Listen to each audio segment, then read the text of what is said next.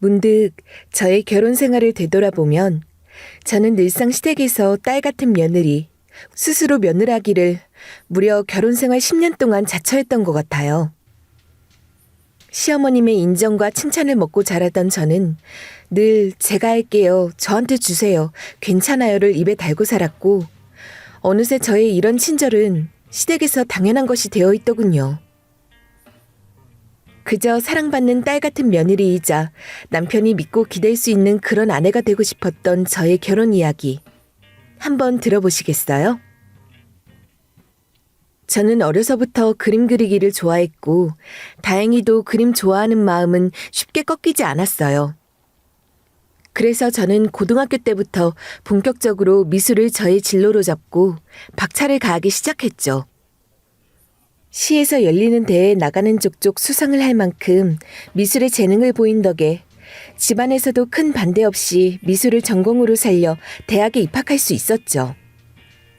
다만 조금 아쉬운 부분이라면 미술을 좋아하고 재능의 두각을 나타냈던 반면 학업 성적이 매우 우수하지는 않았기에 서울에서 미술로 손꼽히는 곳이 아닌 경기도에 가까운 인서울대학에 겨우 미술을 전공할 수 있었어요. 원래 예체능은 집안에 돈이 많으면 많을수록 기회가 닿는 터라 저희 집 사정으로는 유학은 꿈도 꿀 수 없었죠. 집이 아주 어렵진 않았지만 저희 부모님은 다른 친구들의 부모님보다 연로하신 편이셨어요. 저는 3남매 중 막내딸이었고 첫째 언니와는 16살이나 차이가 날 만큼 언니, 오빠와 나이 차이가 컸죠. 그만큼 저와 부모님 사이의 차이도 컸어요. 제가 대학에 들어갈 즈음 아버지는 정년퇴임을 하셨고 저는 대학생활 내내 남들이 다 간다는 배낭여행은 고사하고 방학이면 아르바이트를 2-3개씩 하며 겨우 학비를 모아 대학을 졸업할 수 있었죠. 그렇기에 졸업 후 유학은 꿈도 못 꿨고 대신 평소 아르바이트를 하던 미술학원에 바로 취업할 수 있었죠. 다행히도 제가 취직한 미술학원은 전국적으로 유명한 프랜차이즈 미술학원이어서 어중간하게 작품 활동을 이어가며 밥벌이를 하지 못할 바엔 꽤 안정적으로 밥벌이를 할 수 있는 회사였어요. 입시철에는 입시생들을 가르쳤지만 입시철을 제외하고는 주로 성인 취미 미술을 담당하던 저는 그곳에서 처음 남편을 만나게 되었어요. 취미 미술반 등록을 위해 학원을 방문한 남편은 캐주얼한 차림에 뿔테 안경을 끼고 커다란 백팩을 맨 모습에 저는 그가 대학생인 줄 알고 입시 미술반을 추천했었죠. 그러자 그는 자기 나이가 30이 넘어 입시는 어려울 것 같다며 제가 무안하지 않도록 센스를 발휘했어요. 그는 미술학원 근처 어플리케이션을 만드는 회사에서 디자이너로 일하고 있었는데 워라밸을 보장받을 수 있는 중견기업에 다니는 안정적인 직장을 가진 사람이었죠. 그는 디자이너로서 매일 비슷한 작업만 하다 보니 일상의 지루함을 느꼈고 그러던 어느 날 문득 다시 그림을 그리고 싶어 이곳을 찾았다고 했어요. 디자이너라 그런지 그는 동안 외모뿐만 아니라 옷 입는 스타일도 전반적으로 어려 보였어요.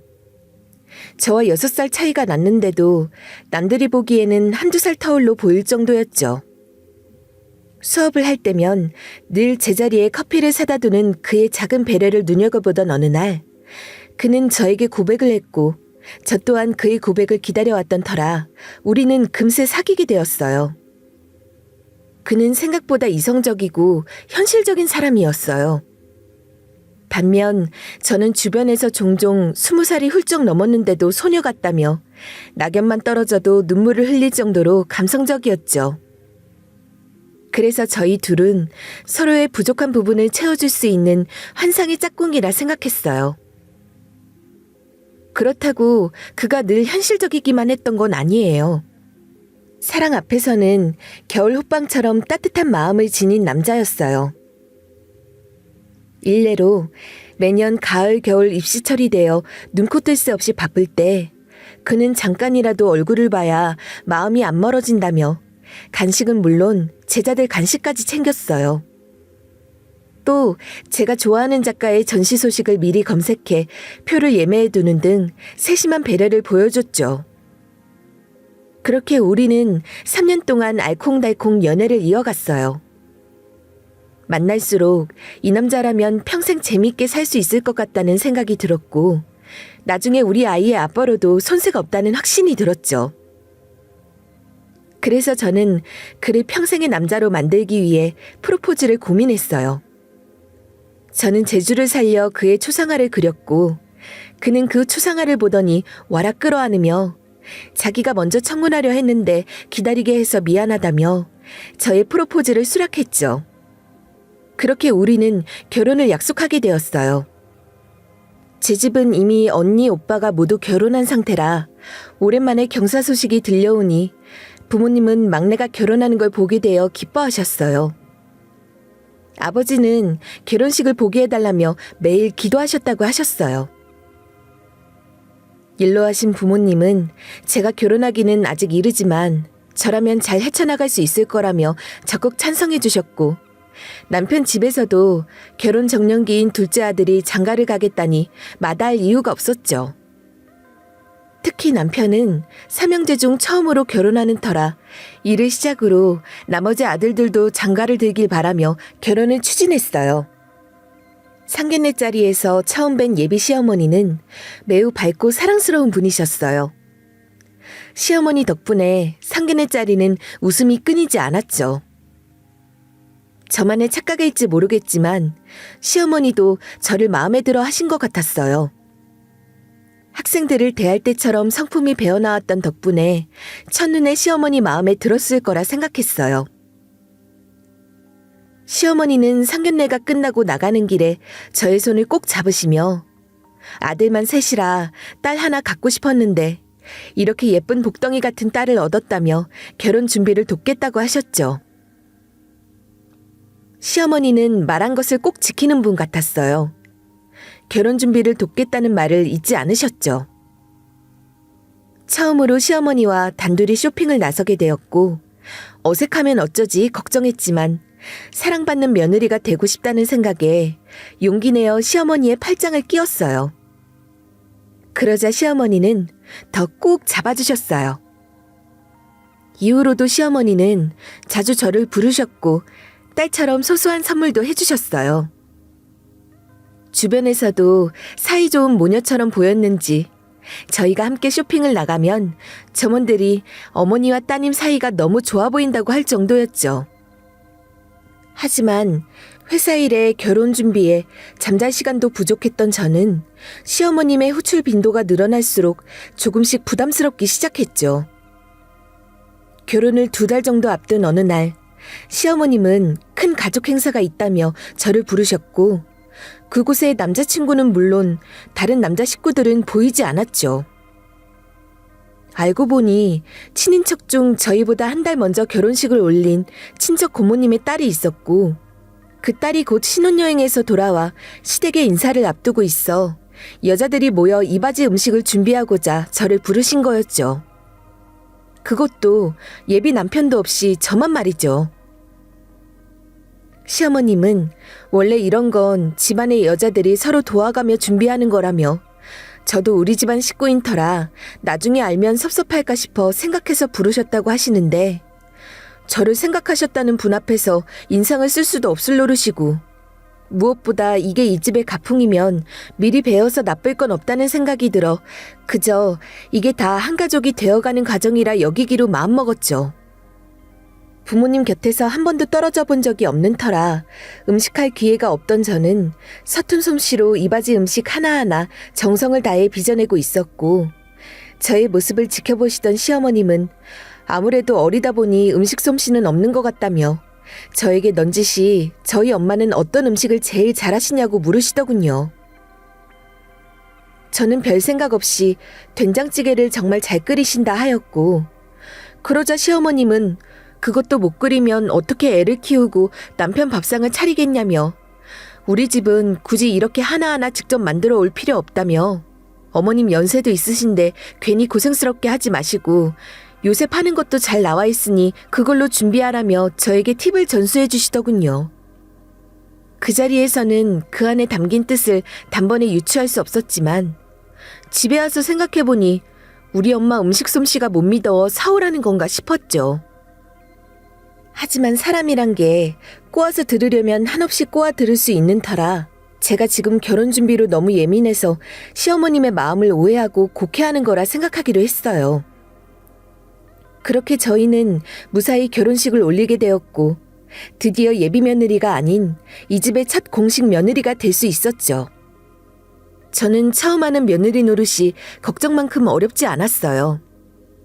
왜냐하면 저와 시어머님은 결혼 전부터 돈독하게 지냈던 터라 텔레비전이나 인터넷에서 들을 법한 고부 갈등 따윈 저에겐 남의 일 같은 이야기일 테니까요. 그리고 남편이 호적상 둘째 아들이긴 하나 이 집의 첫 번째 며느리가 바로 저라고 생각하니 뭔가 묵직한 책임감과 함께 왠지 든든한 게 썩 나쁘지 않았죠. 그리고 무엇보다 처음 맞이한 며느리이기 때문인지 시어머님은 저를 더욱 아끼시고 신뢰한다는 생각까지 들었죠. 그도 그럴 것이 집안에 있는 크고 작은 경조사고 행사가 생길 적이면 저에게 전화를 내 이건 어떻게 하면 좋을지 저건 어떻게 하면 좋을지 미주알 고주알 읊으시며 저의 의견을 물으신다는 것 자체가 저를 인정하고 있다는 반증 아니겠어요?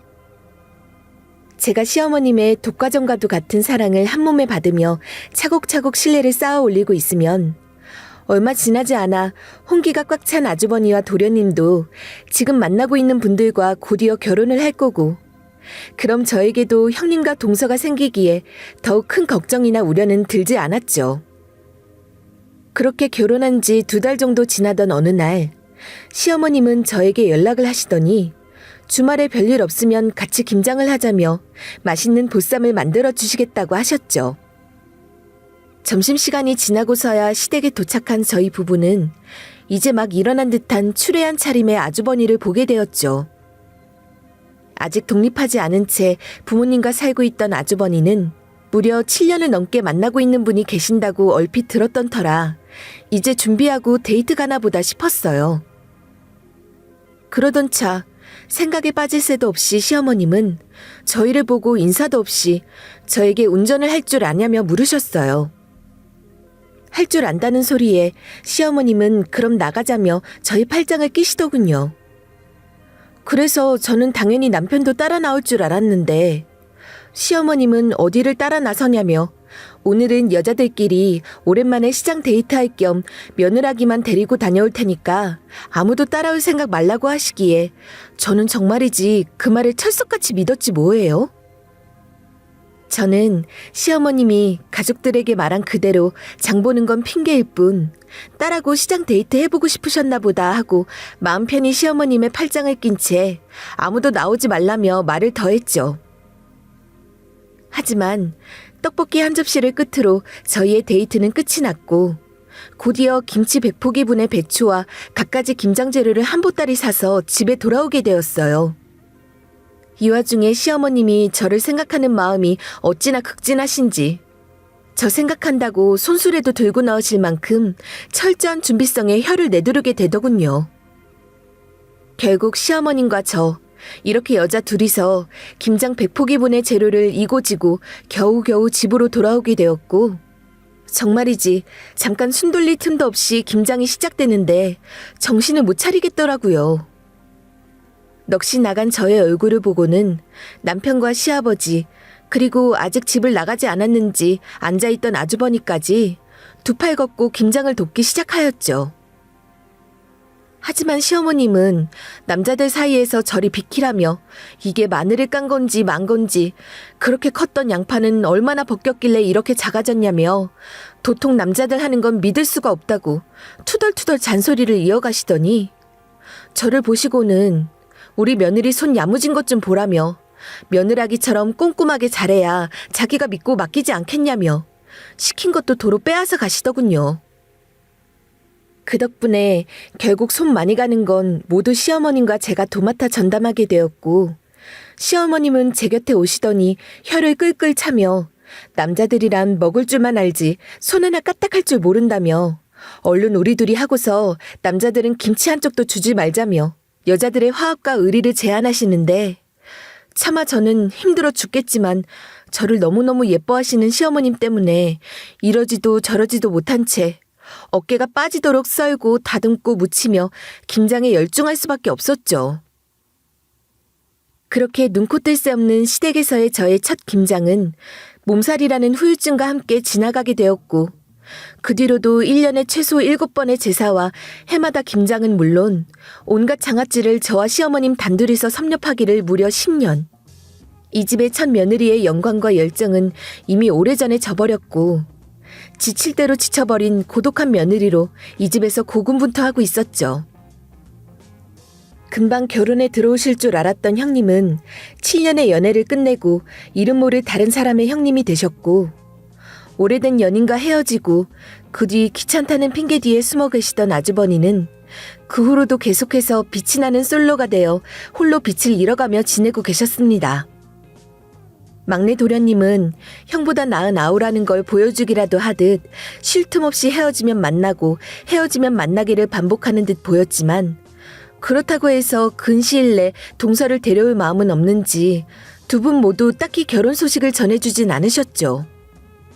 그렇게 저는 희소가치가 높은 이 집의 여전히 유일무이한 홀며느리로서 맏며느리의 역할까지 톡톡히 해야 했기에 시간이 지날수록 이러한 집안 행사를 저 혼자서 모두 다 감당하기에는 물리적인 한계가 있기 마련이었죠. 시어머님은 점차 피로에 겹겹이 눌려 미소를 잃어가는 저의 얼굴을 볼 적마다 우리 집에 이런 복덩이가 어떻게 들어왔는지, 난 아직도 자다가도 한 번씩 일어나서 이게 꿈인지 현실인지 볼을 꼬집어보고 잠이 든다 라며 아무래도 너와 나는 전생에 정말 모녀간이 아니었겠냐고 하셨죠.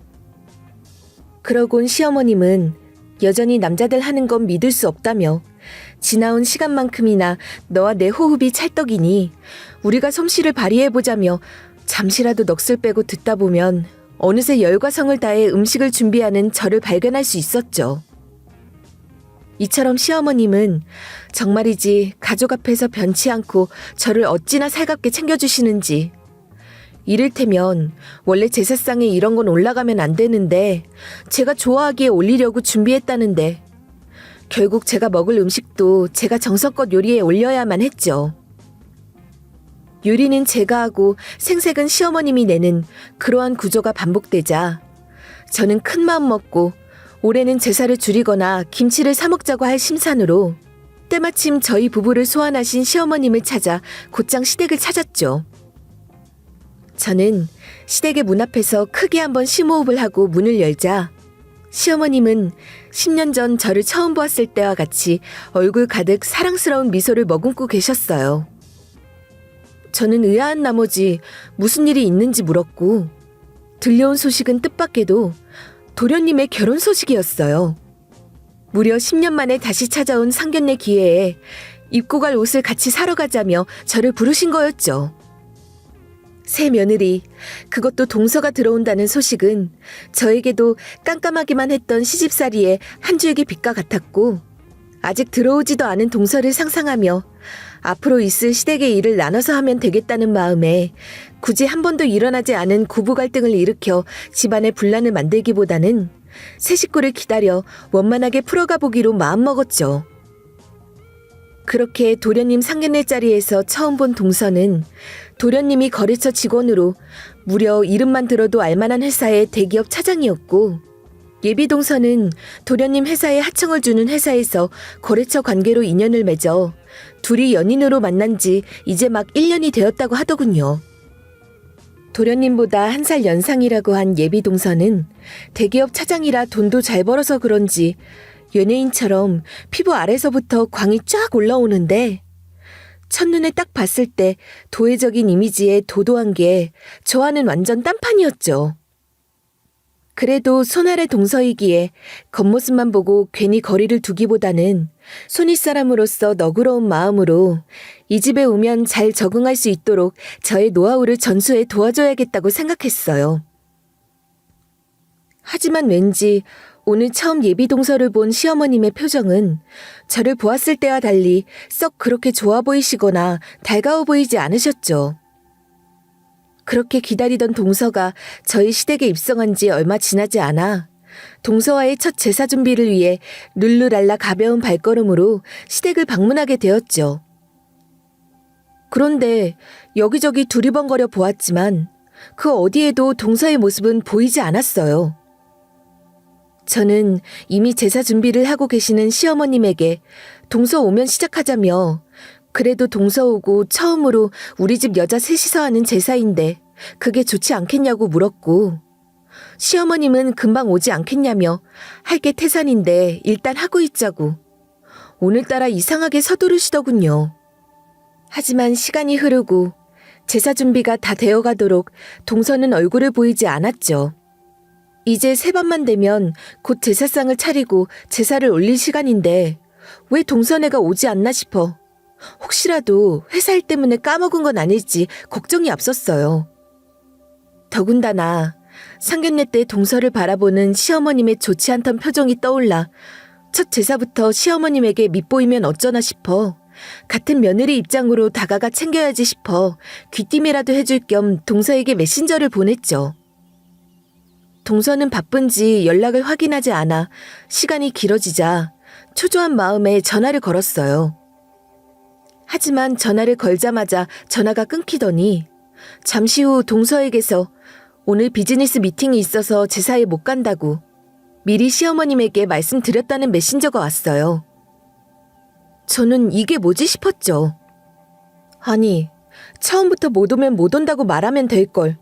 왜 시어머님은 사람을 이렇게 치졸하고 이상한 사람으로 만드나 싶어 얼굴이 벌개지더군요.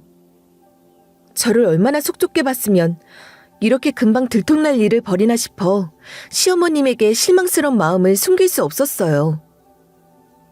그러더니 시어머님은 점차 어두워진 저의 낯빛에 눈치가 보이셨는지 그제서야 동서가 일 때문에 오지 못했다고 이실직고 하시더니 제사가 끝나 정리를 하고 있는 제 옆에 슬그머니 오셔서는 동서 흉 아닌 흉을 보기 시작하시더군요.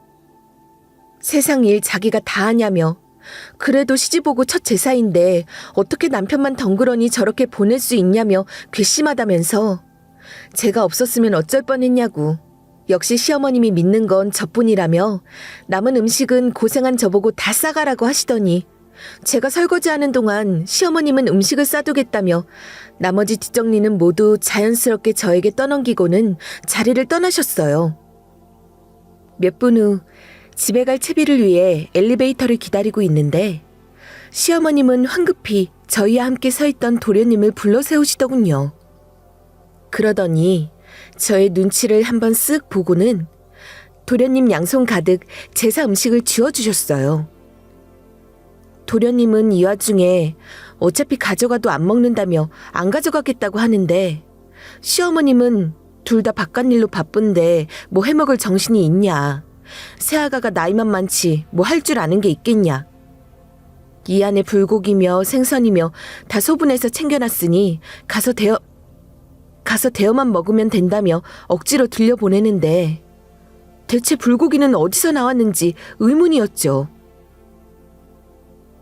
집에 돌아와 상할까 싶어 열어본 봉투 안에는 고작해야 나물 2가지와 먹지도 않는 떡과 한가만 가득 담겨 있었고 값비싼 고기나 과일, 생선은 아무리 눈 씻고 찾아봐도 보이지 않았죠. 아니, 음식은 제가 다 했는데 꼴랑 이런 걸로 차별을 하다니 어찌나 빈정이 상하던지 저는 결국 남편에게 오늘 있던 일을 모두 털어놓기 시작했어요. 어떻게 시어머님이 나한테 이럴 수 있냐며 정말이지 섭섭하다고 하자 남편은 당신이 조금 이해해달라며 결혼 초라서 더 뭘 몰라서 그런 것 같다며 시어머님도 재수씨가 불편한 눈치라 아무래도 당신만큼 편하고 좋겠냐. 당신은 시어머니와 딸처럼 지냈지만 재수씨는 나이도 많고 당신처럼 살갑지 않아서 시어머님이 어려워하신다. 서로 적응할 때까지만 조금만 기다려달라고 사정을 하더군요. 저는 남편의 말을 듣다 보니 썩 틀린 말은 아니다 싶었고 그래, 나야 시어머님이 딸같이 여겨주셔서 금방 시댁에 적응할 수 있었지 않냐 생각하니 서로 적응하고 가족이 될 수 있도록 조금만 더 기다려보자 싶었죠. 그리고 얼마 후 시댁 연례 행사 중 하나인 대환장 김장 담그는 날이 다가왔고 이번에는 주말이니 이런저런 핑계 없이 동서가 오겠거니 싶어 아무것도 하지 않은 채 동서를 기다리고 있었어요. 시어머님은 올해는 조금 색다르게 석박지랑 파김치를 추가로 담가보려고 한다며 말씀하시기에 드시고 싶으셨냐고 물어보니 새아가가 그걸 좋아한다고 들었다며 담그는 김에 담가야지 나중에 또 담그려면 그것도 일이라고 하시는 게 아니겠어요? 저는 정말이지 어이가 없었어요. 제가 열무국수를 너무 좋아해서 매년 저희 친정에서는 저를 위해 열무김치를 담가주시는데 시집와서 10년 동안 주구장창 배추김치만 담더니 막내 며느리가 좋아한다며 석박지에 파김치까지 담겠다는 시어머님을 보니 그간의 세월이 부질없구나 싶었어요. 여태 고생한 딸 같은 며느리가 좋아하는 열무김치는 담가주겠다는 말도 없던 분이 새며느리 들어왔다고 바로 알랑거리는 시어머님 모습을 눈앞에서 생방송으로 보니 섭섭함이 머리 끝까지 차오르더군요.